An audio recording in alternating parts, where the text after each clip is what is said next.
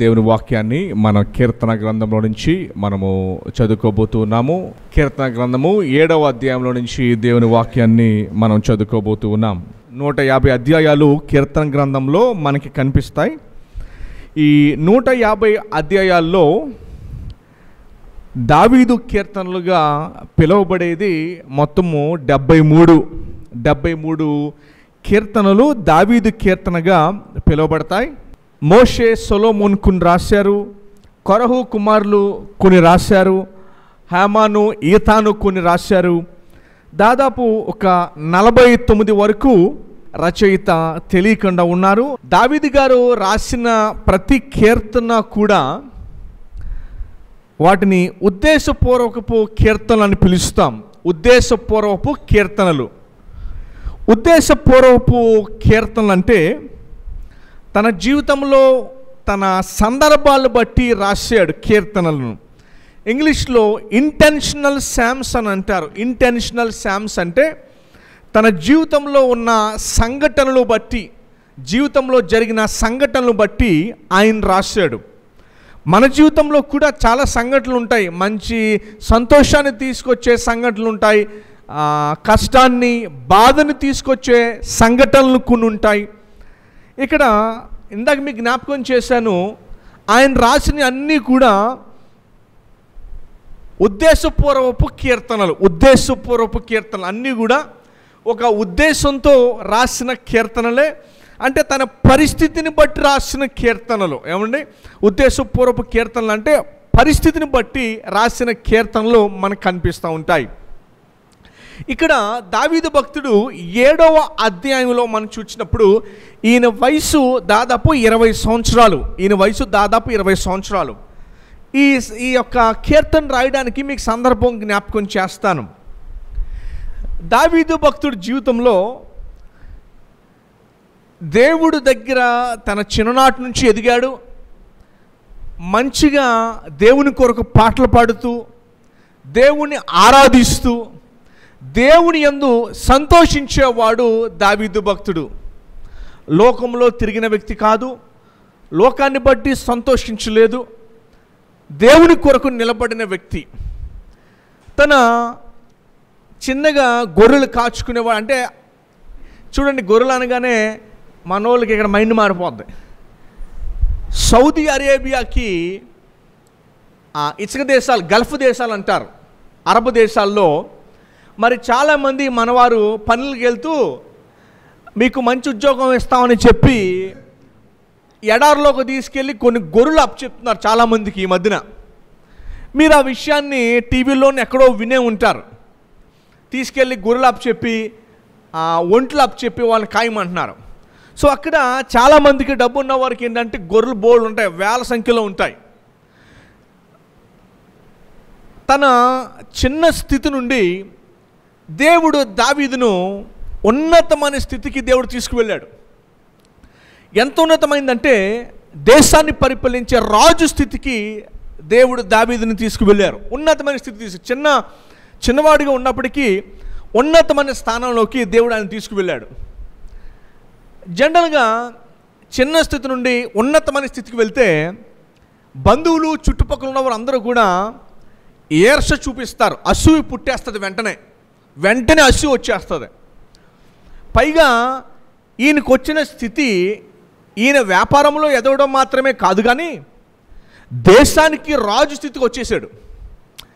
అప్పటికే రాజు సౌలు ఉన్నాడు. ఇంకా దేవుడు చెప్పాడు, ఇదిగో నేను నీకు ఒక దేశం మీద విజయాన్ని ఇస్తాను, కానీ నువ్వు ఆ దేశంలో నుంచి ఏమీ తేవద్దని చెబితే బంగారాన్ని చూసి ఆశపడి బంగారాన్ని, ఒంట్లని, గుర్రాలని కొంతమంది రాజులు పెంచుకుంటారు కదా మంచి మంచి గుర్రాలని, అవన్నిటిని కూడా తెచ్చేసుకున్నాడు. అవన్నీ తెచ్చేసుకుని తిన దగ్గర పెట్టుకున్నాడు.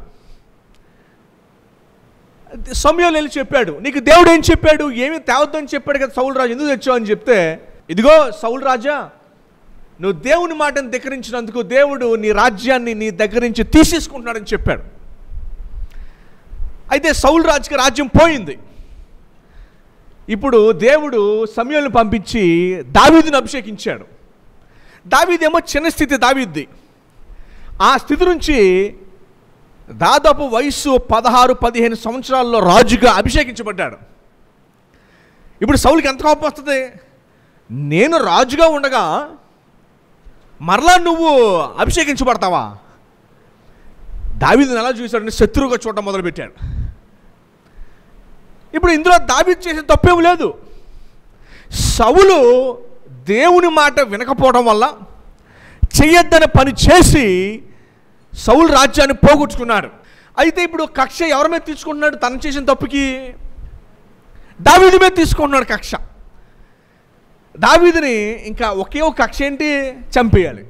మనిషి లేకపోతే నా సింహాసనానికి ఎటువంటి ఇబ్బంది ఉండదు, నా తర్వాత నా కుమారులకి ఎటువంటి ఇబ్బంది ఉండదు అని చెప్పి దావీదుని చంపడానికి తిరుగుతున్నాడు.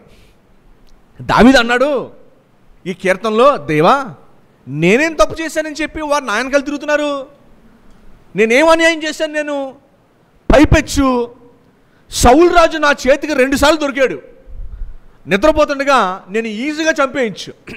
అప్పటికి తన వస్త్రానికి షర్టుకు ఉన్న ఒక ముక్కను కోసుకుని వెళ్ళి నేను సమాచారాన్ని పంపించాను, సౌలు రాజా నేను చాలా సులభంగా నేను చంపేయగలను కత్తి ఏటుతో, కానీ నేను చంపకుండా నేను షర్టుని ఇక్కడ ముక్క కోసుకుని వెళ్ళాను నీకు చెప్పడానికి. నువ్వు నా చేతిలో ఉన్నావు, నువ్వు నన్ను చంపడానికి తిరుగుతున్నావు, కానీ దేవుడు నిన్ను నాకు అప్పగించాడు, నేను ఈజీగా నేను చంపేయచ్చు, అయినా కూడా నువ్వు చంపలేదు.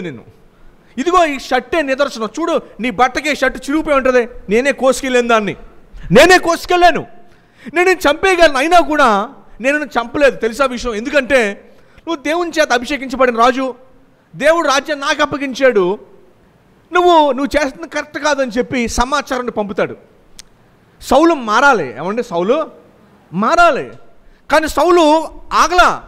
సౌలు ఏం చేయాలి తెలుసా?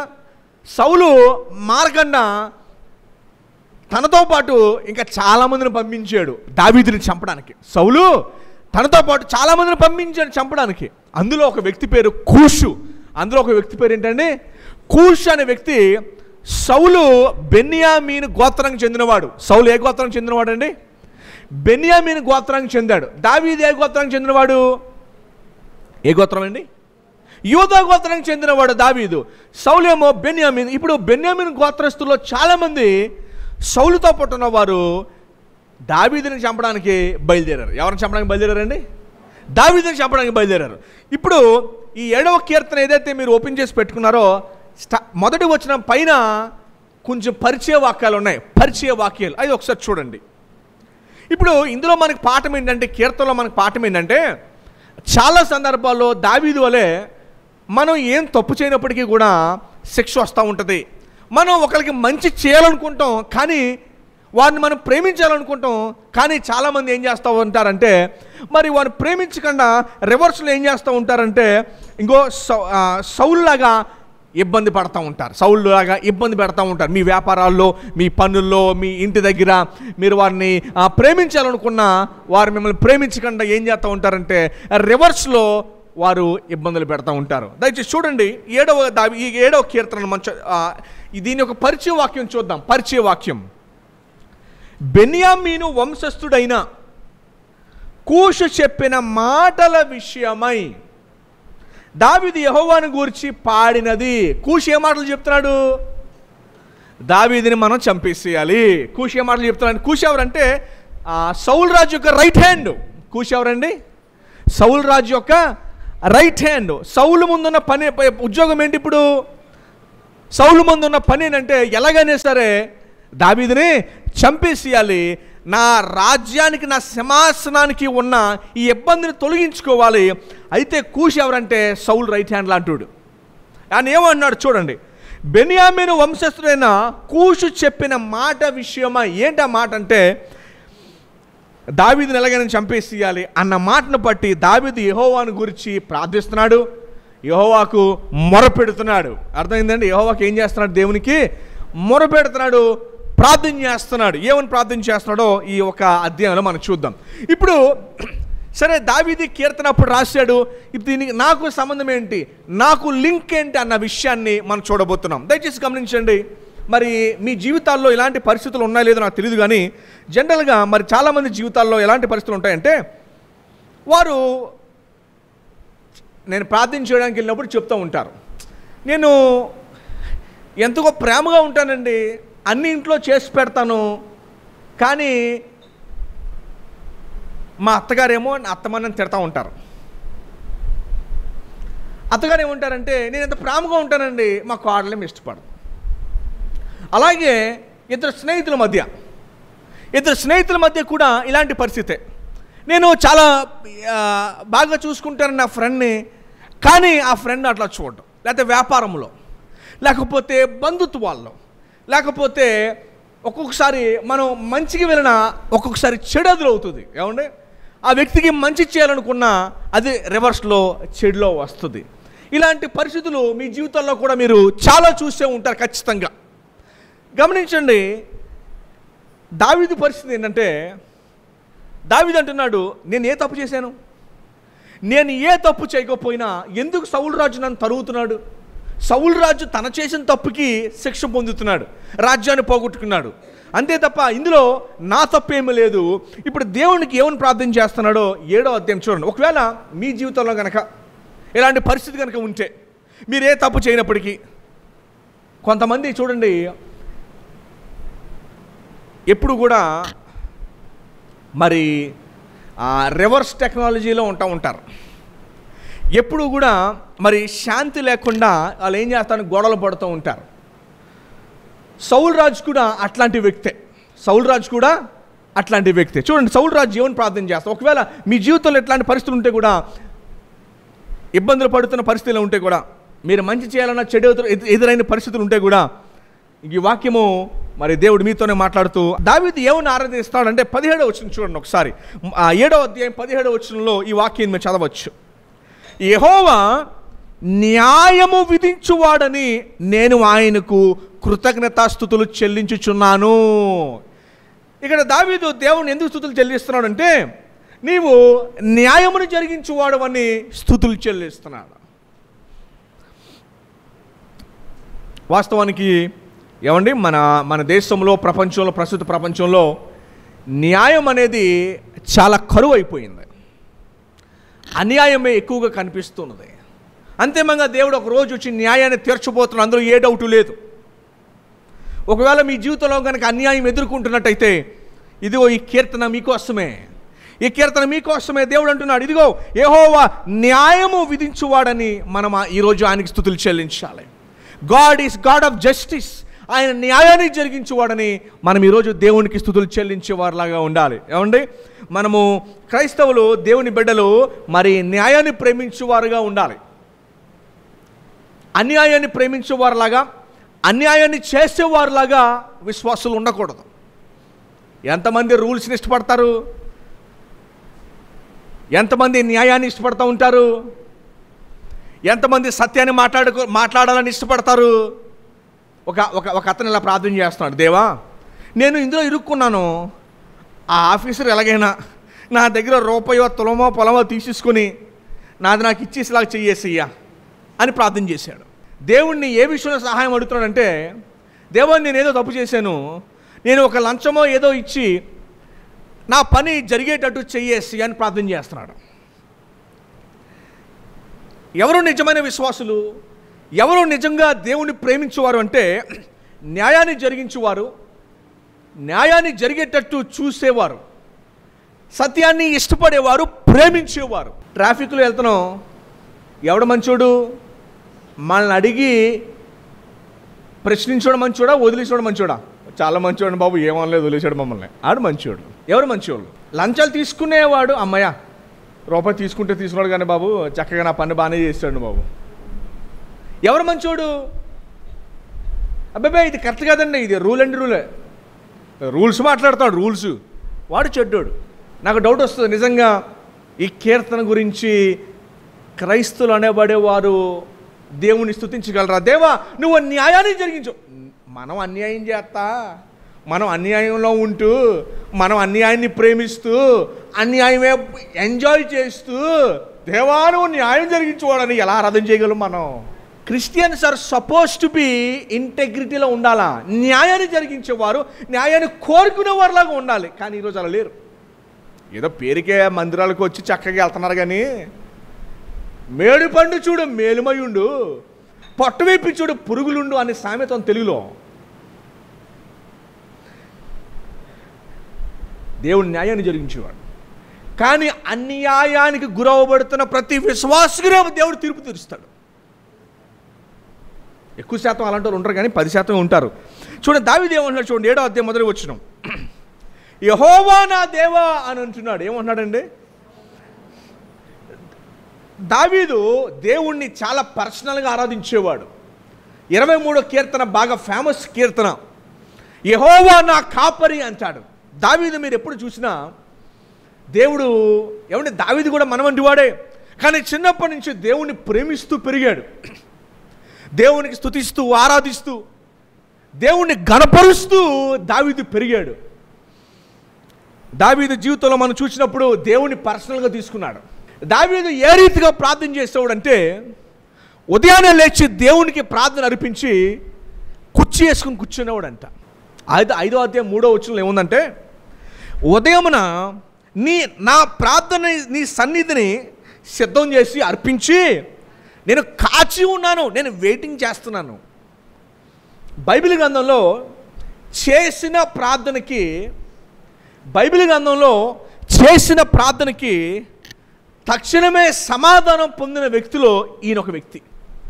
ఏలియా అగ్ని కొరకు ప్రార్థించగానే అగ్ని వెంటనే కురిసేసింది. అర్థమైందండి? బైబిల్ గ్రంథం మనకి ఏం నేర్పిస్తుందంటే, మన ఇలాంటి విశ్వాస జీవితాన్ని, భక్తి జీవితాన్ని మనం కట్టుకోవాలి. దేవుని మీద ఆధారపడిన జనం. చూడండి దావీదు ఏమన్నా, యెహోవా నా దేవా నేను నీ శరణజొచ్చి ఉన్నాను. ఏమన్నాడండి? నేను నీ శరణజొచ్చి ఉన్నాను. మనం ఎవరిని శరణు కోరుతున్నాం? ఇశ్రాయేల్ దేశంలో యుద్ధం జరుగుతుంది, ఆ చుట్టుపక్కల దేశాలు అన్నీ పోరాడుతున్నాయి.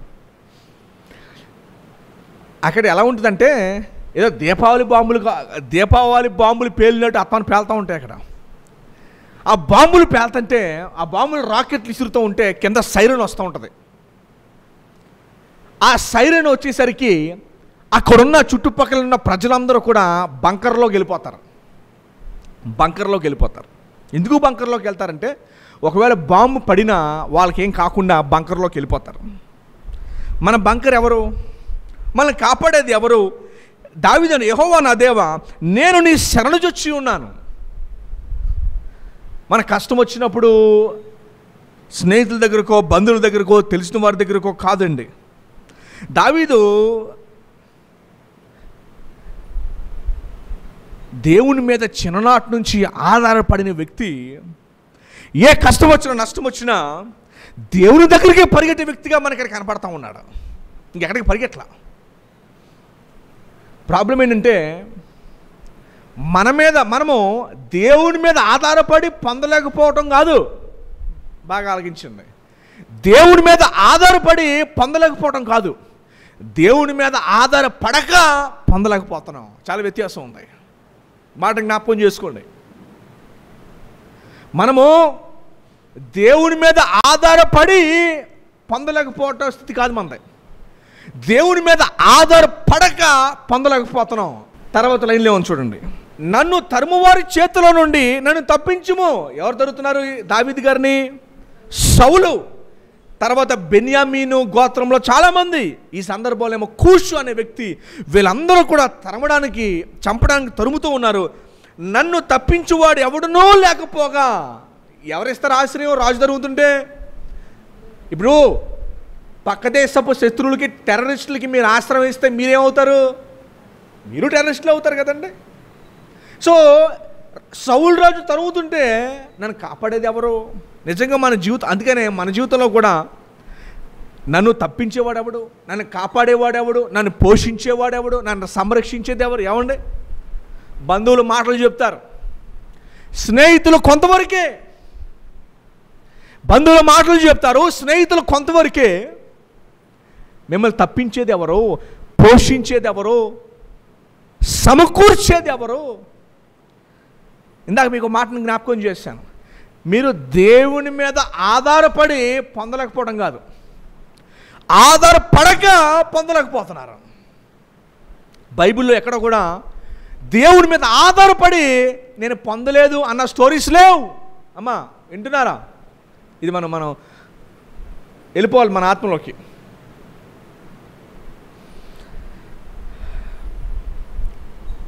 దావీదు దేవుని ప్రార్థన చేశాడంటే, నన్ను తప్పించువారు ఎవరో కూడా లేరండి. దావీదుకి దేవుడు ఏం సమాధానం ఇచ్చాడో 15-16 వచనాలు చూడండి ఒకసారి మీ బైబిల్ గ్రంథంలో. 15-16 వచనాలు చూడండి, అదే అధ్యాయము 15-16. వాడు గుంట త్రవ్వి దానిని లోతు తీసి ఉన్నాడు. అంటే మీ శత్రువులు మీ కొరకు ఏం చేశారంటే గుంట తవ్వి లోతుగా తీశారంట పాతి పెట్టడానికి. తాను త్రవ్విన గుంటలో తానే పడిపోయేలా చేశాడు దేవుడు. అర్థమైందండి? దేవుడు ఏం చేశాడు? వాడు తవ్విన గుంటలో వాడే పడిపోయేలా చేశాడు. దేవుడు నీ పక్షమున ఉంటే, ఆమె ఈ మాట కూడా ఒకసారి జ్ఞాపకం చేసుకోండి. దేవుడు నీ పక్షమున ఉంటే ఇది జరుగుతుంది. వాడు నీ శత్రువు తీసిన గుంటలో వాడే పడతాడు. అర్థమైందండి మీకు? ఒక ఆయన అన్నాడు, దేవుడు నీ యుద్ధాలు పోరాడాలి అంటే నువ్వు ఆయనకి సంబంధించిన వ్యక్తిగా బతకాలంట. దేవుడు నీ యుద్ధాలు పోరాడాలి అంటే ఆయనకు సంబంధించిన వ్యక్తిగా నువ్వు జీవించాలంట. ఏంటన్నది అర్థమైందండి మీకు? ఇక్కడ దావీదు ఏమంటున్నాడంటే, వాడు తలంచిన కీడు వాని నెత్తి మీదకే వచ్చెను, వాడు యోచించిన బలత్కారము వాని నడినెత్తి మీదనే పడును. దానియేలు గురించి కుట్ర పన్నారు. దానియేలు రోజు దేవునికి ప్రార్థన చేసేసుకుంటున్నాడని చెప్పి దానియేలు ఎదిగిపోతున్నాడని ఓర్వలేక దానియేలుతో పాటు ఉన్న కొంతమంది దానియేలు మీద కుట్ర పన్నారు. బహుశా మీ మీద కూడా కొంతమంది ఏమండి మిమ్మల్ని చూసి ఓర్వలేక ఏదో కిరికిరి పెట్టడానికి చూస్తూ ఉంటారు. అయితే దానియేలు మీద తీసుకొచ్చిన కిరికిరి ఏంటో ఉన్నారు. దానియేలు నువ్వు రాజుకు తప్ప ఎవరికి ప్రార్థన చేయకూడదని చెప్తే పనిష్మెంట్ ఏంటంటే సింహాల బోన్లో వేస్తాం. సింహాల బోన్లో వేసేసారు. దేవుడు సింహాల నోటిని మూసేశాడు. దేవుడు సింహాల నోటిని మూసేసరికి తర్వాత రోజు రాజు వచ్చి చూసేసరికి ఇదిగో దానియేలు నీ దేవుడిని కాపాడాడని తెలుసుకోగానే ఎవరైతే ఈ కుట్ర పన్నారో దానియేలు మీద వారి కుటుంబీకులందరినీ తీసుకొచ్చి రాజు సింహాల బోన్లో వేసేసాడు. తర్వాత ఎస్తేరు కథలో కూడా ఇదే చూస్తాం మనం. హామాను మొర్దెకై విషయంలో కూడా ఇదే చూస్తాం. ఇశ్రాయేలుని అందరిని చంపడానికి ఉద్దేశించి ఒక ఉరితాడుని రెడీ చేస్తే చివరికి ఆ ఉరితాడు తీసిన వాడినే దేవుడు అందుకని అంటున్నాడు, వాడు గుంట తవ్వి దానిలో లోతుగా చేసి ఉన్నాడు, వాడు తవ్విన గుంటలో తానే పడిపోయి. చూడండి, దేవుడు మీ పక్షమునుండగా మీకు విరోధి ఎవడు అని బైబిల్ గ్రంథం చెప్తుంది. దేవుడు మీ పక్షమునుండగా మీకు విరోధి ఎవరు? అర్థమైందని మీకు ఈ మాట? అయితే ప్రశ్న ఏంటంటే నువ్వు దేవుని పక్షమున ఉన్నావని తెలియాలి. దావీదు ఏమన్నాడు? నన్ను తప్పించువారు ఎవరు? నన్ను తరుమువారు అనేకులు, నన్ను చంపడానికి వారు చూచారు, కానీ చివరికి వారే చనిపోయారు. మరి సౌలు రాజుకి ఏమైందో తెలుసండి? దావీదుని చంపడానికి కత్తి పట్టుకుని తిరిగాడు, చివరికి తన కత్తి మీద తానే పడిపోయి చనిపోయాడు. దావీదు అదే అంటున్నాడు, నన్ను అనేక మంది తరుగుతూ ఉన్నారు, నా శత్రువులు నన్ను తరుగుతూ ఉన్నారు, నన్ను బాధించువారు నన్ను తరుగుతూ ఉన్నారు, నన్ను శిక్షించడానికి నన్ను తరుగుతున్నారు, నన్ను ఇబ్బంది పెట్టడానికి నా శత్రువులు నన్ను తరుగుతున్నారు, కానీ నేను దేవుడి పక్షంలో ఉన్నాను కదా, ఆయన నా పక్షం ఉన్నాడు కదా, నా పక్షమును యుద్ధము చేసేవాడు ఆయనే కదా. వారు తవ్విన గుంటలో వారే పడ్డారు. మరి దేవుడు మీ పక్షంలో ఉండాలనుకుంటున్నారా? మీరు దేవుడు మీ పక్షంలో ఉండాలనుకుంటున్నారా? దేవుడు మా పక్షం ఉండాలని అయితే మీరు ఆయన పక్షమున ఉండాలి. ఇంగ్లీష్లో ఈ విధంగా రాయబడి ఉంది, if you want God to fight your battles then live like someone who belongs to him. If you want God to fight your battles then live like somebody who belongs to him. ఒకవేళ మీ యుద్ధాలు మీ శత్రువుల మీద మరి దేవుడు న్యాయం తీర్చాలి అంటే ఆయనకి సంబంధించిన వ్యక్తిగా మీరు జీవించాలని వాక్యం సెలవిస్తున్నది. అర్థమైందండి? 3వ వచనం చూడండి, దావీదు ఏమంటున్నాడు? యెహోవా నా దేవా, నేను ఏ తప్పు చేశాను? సౌలు రాజు నన్ను తరుగుతున్నాడు. చాలా సందర్భాల్లో మన జీవితంలో కూడా ఇలాంటి సందర్భాలు వస్తూ ఉంటాయి. ఎందుకు నాకు ఈ శ్రమ వచ్చింది నా మీదకి? ఈ కష్టం నా మీదకి ఎందుకు వచ్చింది? ఈ ఆర్థిక ఇబ్బంది ఎందుకు నా మీదకి వచ్చింది? ఈ అనారోగ్యం నా మీదకి ఎందుకు వచ్చింది? నేను ఏ తప్పు చేశానని నా మీదకి వచ్చింది? యెహోవా నా దేవా, నేను ఈ కార్యము నేను ఒక తప్పు చేస్తే, నా చేత పాపము జరిగితే, నాతో సమాధానముగా నుండిన వానికి నేను కీడు చేసినడలా శత్రువు నన్ను తరిమి పట్టుకొనేమో, నా ప్రాణము నేలకు అనగదొరక్కనేమో. నేను ఏ తప్పు చేయలేదే. తప్పు చేస్తుంటే ఈ శిక్షకి విలువ ఉంటుంది. ఒకవేళ నేను ఏదైనా తప్పు చేసి ఉంటే కనుక దేవుడు నన్ను శిక్షించు, నా శత్రువులు నన్ను శిక్షించినవే. కానీ నేను సౌలుకి ఏం చేయలేదే. ఇంకా ఏముందో చూడండి, 5వ వచనం చివరి లైన్లో, నిర్ణీతముగా నన్ను బాధించిన వారిని నేను సంరక్షించాను కదా అంటున్నాడు. ఏమన్నాడండి? సౌలు రాజు నన్ను చంపడానికి తిరుగుతూ ఉంటే నేను వాళ్ళని సంరక్షించాను. ఏమంటే చాలా సందర్భాల్లో మనం శిక్షించిన వారిని మనం ప్రేమించిన, మనల్ని బాధ పెట్టాలనుకున్న వారిని మనం ప్రేమించిన, వారికి మంచి చేసిన, వారికి మేలు చేసిన దావీదు అంటున్నాడు, నేను వాళ్ళకి ఏ తప్పు చేశాను? నీ పక్షంలో యెహోవా పోరాడేవాడు. ఎన్నో కష్టాలు ఉంటాయి, ఎన్నో బాధలు ఉంటాయి. ఈ బాధలు తీర్చేవారు ఎవరు? ఈ కష్టాలు తీర్చేవారు ఎవరు? నన్ను ఆదుకునేది ఎవరు? గట్టెక్కించేది ఎవరు? నన్ను, నా కుటుంబాన్ని అని చాలా సందర్భాల్లో మనం బాధపడుతూ ఉంటాము. ఏమండి?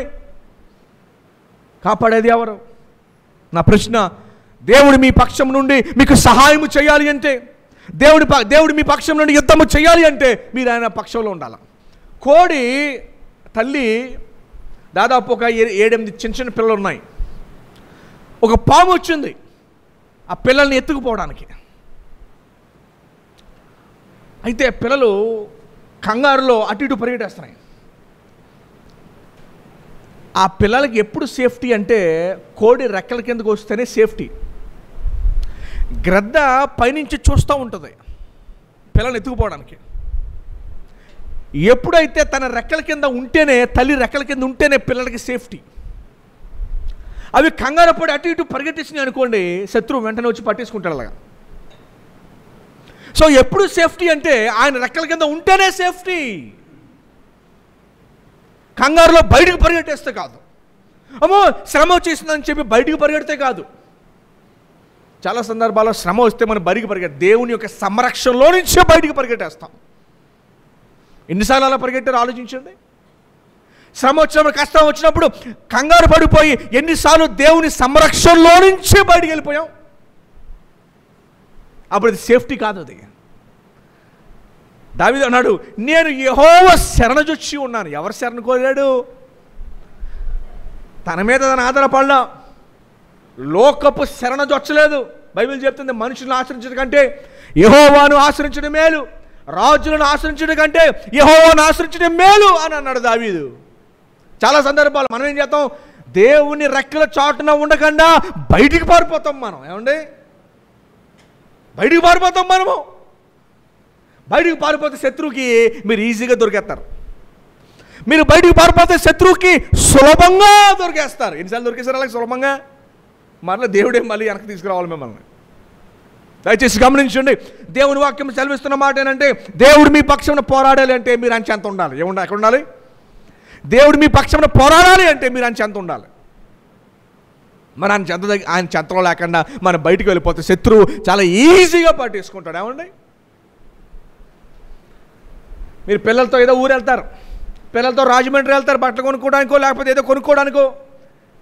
పిల్లలు మీరు ఏం చేయాలి? చేత్తో పట్టుకోవాలి. మీరు కోటిపల్లి బస్ స్టాండ్లో ఆటో దిగి పిల్లలకి ఎప్పుడు ఎలా ఉంటుంది? అత్తమాన మా అమ్మ నాన్న మా నాన్న చేయట్టుకుంటారు. వదిలేచుకోరు కదా ఇప్పుడు నన్ను. వాళ్ళు అప్పటికి చాలా ట్రై చేస్తూ ఉంటారు వదిలించుకుంటాకి. ఇలాగా చాలా ట్రై చేస్తూ ఉంటారు వదిలించుకుంటాకి. అయినా కూడా మీరు ఇంకేం చేస్తారు? ఇంకా గట్టిగా పట్టుకుంటారు మీరు. ఎందుకు? వాళ్ళని కనుక మీరు వదిలేస్తే ఏ ఆటో, ఏ బస్సో, ఏ బండో, ఏ కారో గుద్దేయగలదు కదా. వాళ్ళు అప్పటికి చాలా ట్రై చేస్తారు మిమ్మల్ని విడిపించుకుంటాకి. ఒకవేళ మిమ్మల్ని విడిపించుకొని వెళ్ళిపోతే పరిస్థితి ఏంటి? వచ్చే ఆపద కనపడుతుందా వాళ్ళకి? వచ్చే ప్రమాదం కనపడుతుందా వాళ్ళకి? అలాగే మనకి కూడా సాతాను నుంచి వచ్చే ఆపద కనపడదు. మీరు ఆయన సంరక్షణలో లేకపోతే వచ్చే ఆపద మీకు కనపడదు. ఆపద సడన్గా వచ్చేస్తుంది. దావీదు అంటున్నాడు, మనం ఆయన యెహోవా నేను నీ శరణుజొచ్చి ఉన్నాను. ఎవరు శరణుజొచ్చి ఉన్నాడండి? దేవుని శరణుజొచ్చి ఉన్నాడు. ఆర్థిక ఇబ్బందులు ఉంటాయి, అనారోగ్య పరిస్థితులు ఉంటాయి, కుటుంబ ఇబ్బందులు ఉంటాయి. దేవుని దగ్గరికి వెళ్ళండి, దేవుని సన్నిధికి వెళ్ళండి. ఆయన సన్నిధిలో మోకాలు వేసి, ప్రభువా నా పరిస్థితి ఎలాగ ఉంది, నన్ను ఏం చేయమంటావు? దావీదు యెహోవా శరణుజొచ్చాడు. చూడండి 5వ అధ్యాయం 3వ వచనం ఏముందంటే, ఉదయమున నా ప్రార్థన నీ సన్నిధిని సిద్ధము చేసి కాచి ఉందును. నేను ఎదురు చూస్తాను దేవా నీ సమాధానానికి. బైబిల్ చెప్తుంది, యెహోవా నా కాపరి, నాకు ఏ చేడు కూడా నాకు కలగదు. నన్ను పచ్చిక బయల్లో పరుండి చేస్తా, అంటే నాకు సమృద్ధిలో నిలబెడతాడు దేవుడు. సమృద్ధిలో ఆయన లోటు చేసేవాడు కాడు. దయచేసి గమనించండి, దేవుని వాక్యం సెలవిస్తున్న మాట ఏంటంటే, మన పక్షమున పోరాడేది ఆయనే. మన పక్షమున పోరాడేది ఆయనే. ఒకవేళ దేవుడు మీ పక్షమున పోరాడాలి అంటే మీరు ఆయన పక్షమున నిలవాలి. పిల్లలకి ఎప్పుడు సేఫ్టీ అండి? మీ ఆధీనంలో ఉంటేనే సేఫ్టీ. తప్పిపోయిన కుమారుడు పరిస్థితి ఏమైంది? నాన్నగారు నా ఆస్తి నాకు ఇచ్చాను అని చెప్పి వెళ్ళిపోయాడు. ఆస్తి పట్టుకుని పారిపోయాడు. ఆస్తి అంతా చుట్టుపక్కల అందరూ తినేశారు. తినేసేసిన తర్వాత ఆఖరికి పందులు పట్టు కూడా దొరకలా. పందులు బయటికి గంటేసినాయి. ఎంత దారుణమైన దుస్థితి అండి. అప్పుడు ఇల్లు గుర్తొచ్చింది. మనకు కూడా దేవుడు అప్పుడే గుర్తొస్తాడు. బాగున్నప్పుడేమో బంధువులు గుర్తొస్తారు. డబ్బులు ఉన్నప్పుడు ఫ్రెండ్స్కి ఫోన్ చేసి సరదాగా రండిరా, బయటికి వెళ్ళి బిర్యానీ తిందాం, సరదాగా రండిరా, బజ్జీలు తిందాం, లేకపోతే కూల్ డ్రింక్ తాగుదాం, సరదాగా బయటికి వెళ్దాం ఫ్రెండ్స్తో అంటారు. కానీ పాస్టర్ గారు ఫోన్ చేసి, పాస్టర్ గారు ఇంకో 1000 రూపాయలు కానుకంటారా? పాస్టర్ గారు దేవుడు మేలు చేస్తాడు, ఇంకో 5000 కానుక తీసుకోండి, ఇదో పాస్టర్ గారు అంటారా? పాస్టర్ గారు ఎప్పుడు గుర్తొస్తారు? పాస్టర్ గారు ఒంట్లో ఏం బాగాలేదండి, పరిస్థితులు ఏం బాగాలేదండి, కొంచెం ప్రార్థన చేయండి పాస్టర్ గారు. అప్పుడు గుర్తొస్తారు పాస్టర్ గారు. ఏమండి దేవుడు ఎప్పుడు గుర్తొస్తాడు? జీతం వచ్చినప్పుడు గుర్తున్నారు పాస్టర్ గారు. ఏమండి ఎప్పుడు గుర్తొస్తారు? అయ్యగారు జీతం వచ్చింది, ఇంకోండి దేవుని భాగం, దేవుని సేవ చేయండి, దేవుని పరిచయం చేయండి. ఇప్పుడు మేము పరిస్థితులు బాగున్నప్పుడు దేవుడు గుర్తున్నాడు. పరిస్థితులు బాగున్నప్పుడు ఎవరు గుర్తొస్తారు? బంధువులు, స్నేహితులు. ఏమండి చక్కగా తినేటప్పుడు అసలు దేవుడు గుర్తురాడు. ఏమండి సేవ గుర్తురాదు. ఎప్పుడు సేవ గుర్తొస్తుంది? ఇంకా అనవసరమైన నా జీవితం. ఇక లోకం వేస్ట్ అండి, బంధువులు వేస్ట్ అండి, స్నేహితులు వేస్ట్ అండి. పాస్టర్ గారు ఇంక మీ వెనక సేవకు వచ్చేస్తానండి. ఏంటంట మొత్తం అంతా తిరిగేసి అందరూ కొట్టేసి దెబ్బలు తినేసి మొట్టుకాయలు తినేసి అన్నీ అయిపోయాక పాస్టర్ అడగొచ్చేస్తానండి నేను. ఇంక మీ కూడా సేవకు వచ్చేస్తానండి. అదే నువ్వు ఎవరికి పనికిరావు. ఇక అందరూ సి అన్నారు, వద్దన్నారు. ఇప్పుడు ఎవరికి పనికొస్తావు నువ్వు? ఇప్పుడు చివరికి దేవుడికి పనికొస్తావా? దేవుడు శిష్యులు ఎప్పుడు పిలిచాడంటే ఖాళీగా ఉన్నామని పిలవలేదు, బిజీగా ఉన్నామని పిలిచాడు. మత్తయ్య గారు అయితే డబ్బులు లెక్కట్టుకుంటున్నారు. ఏం లెక్కట్టుకుంటున్నారు? డబ్బులు లెక్కట్టుకునేటప్పుడు దేవుడు పిలిస్తే ఆ డబ్బులు అలా వదిలేసి వచ్చేసాడు. జక్కయ్య మంచి సంపాదనలో ఉన్నాడు. రూపాయికి 10 రూపాయలు సంపాదిస్తాడు, రూపాయికి 2 రూపాయలు సంపాదిస్తుంటే దేవుడు జక్కయ్య ఇంటికి రాగానే జక్కయ్య తిరిగి ఇచ్చేసాడు. ఎవరింటికి వచ్చాడు? ఖాళీగా ఇంటికి వచ్చాడా? దయచేసి గమనించండి, దేవుడు నీ పక్షంలో పోరాడాలంటే నువ్వు ఆయన పక్షంలో ఉండాలి. నువ్వు లోకంలో తిరుగుతూ, లోకంలో ఎంజాయ్ చేస్తూ, స్నేహితులతో, బంధువులతో వాళ్ళు కలిసిపోయి వాళ్ళు తిరిగేస్తా రాత్రికి ఇంటికి వచ్చి దేవా నాకు సహాయం చేయంటే దేవుడు ఎలా సహాయం చేస్తాడేమండి? మందులు వాడకంటే జబ్బు తగ్గిపోద్దా? ఈరోజు దావీదు మనం నేర్చుకునే పాఠం ఏంటంటే, దేవుడు నీ సంరక్షకుడిగా ఉండాలి అంటే నువ్వు ఆయన చెంత ఉండాలి. చాలామంది ఈ పాయింట్ మిస్ అయిపోతారు. వాళ్ళు దేవుని చెంత ఉండరు. లోకంలోనే ఉంటారు. స్నేహాలు, మాటలు అన్ని లోకమే. లోకంలో ఉండి దేవా నాకు సహాయం చేయండి. దేవుడు ఎలా సహాయం చేస్తాడు? నీ కొరకు ఎలా ద్వారాలు తెరుస్తాడు చెప్పండి. ఎందుకంటే ఒకవేళ దేవుడు ద్వారాలు తెరిచాడు అనుకోండి, మీరు మరలా లోకం కోసమే వాడతారు. మీరు ఒకవేళ దేవుడు ద్వారాలు తెరిచిన మరలా మీరు లోకం కోసం వాడతారు. గమనించారా? సంసోను ఇశ్రాయేలులకు న్యాయాధిపతిగా ఉన్నాడు.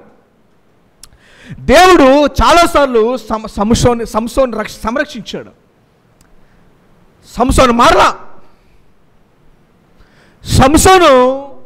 సంసోను చివరికి తీసుకువెళ్ళి గుండు గీయించి, తన జుట్టులో బలం ఉంటే గుండు గీయించి దేవత గుడిలో పెట్టేశారు.